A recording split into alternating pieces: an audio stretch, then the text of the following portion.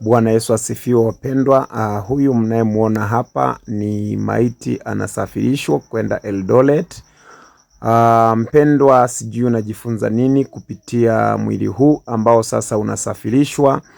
Maandiko yanasema katika kitabu kile cha Ayubu 14:1 kwamba mwanadamu aliyezaliwa na mwanamke siku zake za kuishi duniani si nyingi, naye hujaa taabu.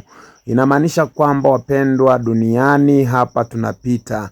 Duniani tunapita, na kwa kuwa sisi ni wapitaji, siku moja tutakufa. Maandiko yanasema katika Mwanzo 3:20 ya kwamba kwa jasho la uso wako utakula hata utakapoirudia ardhi ambayo katika hiyo ulitwaliwa, kwa maana umavumbi wewe, nawe mavumbini utarudi.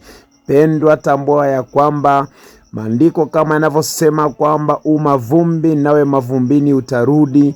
Unapoishi ukamuishie Mungu na ukatambua kwamba utarudi katika mavumbi. Mtume Paulo anasema msikose kujua katika habari za hao waliolala katika mauti.